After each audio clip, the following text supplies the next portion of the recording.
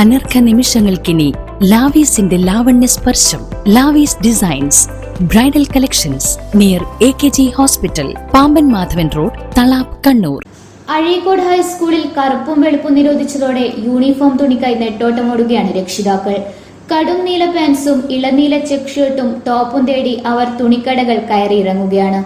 Uniform തുണി തേടി കണ്ണൂർ നഗരത്തിലുള്ള ഒട്ടുമിക്ക കടകളിലും രക്ഷകർത്താക്കളും കുട്ടികളും കയറിയിറങ്ങിയെങ്കിലും സ്കൂൾ അധികൃതർ നിർദ്ദേശിച്ച നിറത്തിലുള്ള തുണി എവിടെയും ലഭ്യമല്ല.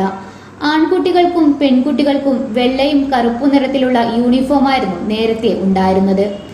കഴിഞ്ഞ വർഷം മുതലാണ് കറുപ്പും വെളുപ്പും മാറ്റി കടുന്നീല പാൻസും ഇളനീല ചെക്ക് ഷർട്ടും പ്രാബല്യത്തിലാക്കിയത്. ഇതോടെ സ്കൂൾ തുറന്ന് ഒരാഴ്ച പിന്നിട്ടിട്ടും അഴീക്കോട് ഹൈസ്കൂളിൽ പഠിക്കുന്ന കുട്ടികൾക്ക് യൂണിഫോം തയ്ക്കാനായില്ല. കുട്ടികളുടെ യൂണിഫോമിന്റെ നിറം മാറ്റിയത് രക്ഷകർത്താക്കളെയാണ് കൂടുതൽ വലച്ചിരിക്കുന്നത്.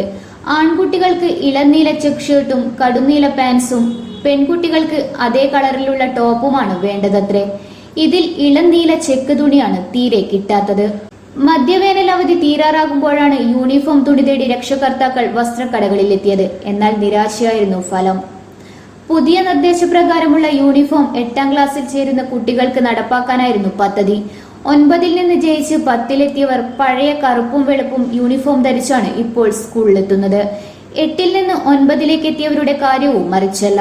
പലരും കഴിഞ്ഞ വർഷം ഉപയോഗിച്ച യൂണിഫോമുമായാണ് ക്ലാസ്സിലെത്തുന്നത്. തുണിത്തരങ്ങൾ ന്യായവിലയ്ക്ക് നൽകുന്ന അഴീക്കോട് സർവീസ് സഹകരണ ബാങ്കിന്റെ കോപ്പറേറ്റീവ് സ്റ്റോറിൽ പുതിയ യൂണിഫോം തുണി ലഭ്യമല്ലാത്തത് നാട്ടുകാരിൽ വലിയ അമർഷമുണ്ടാക്കിയിട്ടുണ്ട്. ഇന്നറിയാൻ കണ്ണൂർ.